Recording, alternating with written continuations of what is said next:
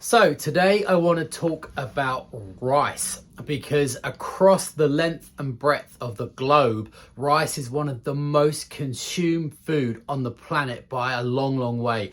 Including here in Britain, we consume a staggering volume of rice. And the problem with rice is that it's either very bad for us or very good for us, depending upon the type we are making use of. And the problem is that the research shows the majority of people are primarily using the damaging, harming rice rather than the good rice. And the reason for that is that the most commonly widely consumed variety of rice is short grain white rice. And that just comes with so many metabolic risks, because we know after consuming a bowl of white rice in whatever context, it causes very quick and very significant blood sugar hikes.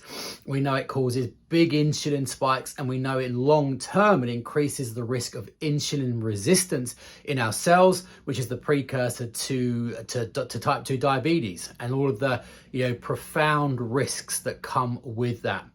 So if we're consuming rice, white grain, short grain white rice particularly regularly, we're going to be having these big peaks and troughs in blood sugar. Okay, it comes with virtually no nutritional goodness. It's not saturating us with vitamins and minerals and antioxidants. It's, in terms of the pendulum, it's swung almost entirely to the harming, damaging, negative side.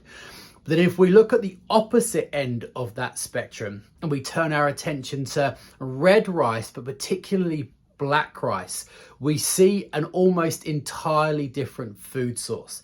Because not only does black rice, by using black rice or red rice, it completely mitigates the blood sugar and metabolic risk factors, because we know that black rice and red rice causes much slower releases of glucose into the blood. Rather than causing a big blood sugar spike, it's a very gentle undulating one. So it supports better blood sugar profiles, better insulin profiles, better tolerance of glucose in our cells.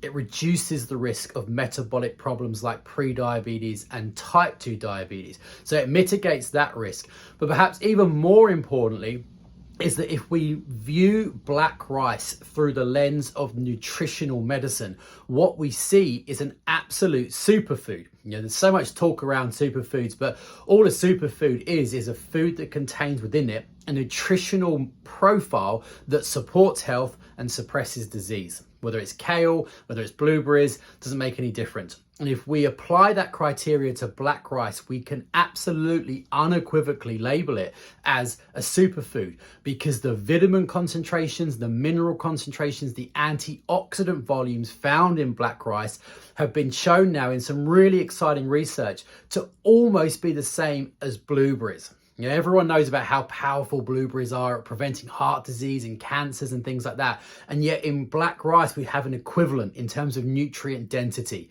So it's not that rice is good or bad, it's the choice we're making. If we're choosing white rice, short grain white rice in particular, we are harming and damaging our body, and we're opening up to all kinds of disease risk factors.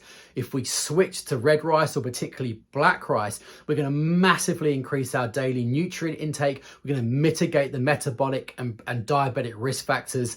It tastes great. It's more filling. It's more nutty. It comes with beautiful texture. So if you're eating rice regularly, please switch to a colored rice like red rice or black rice.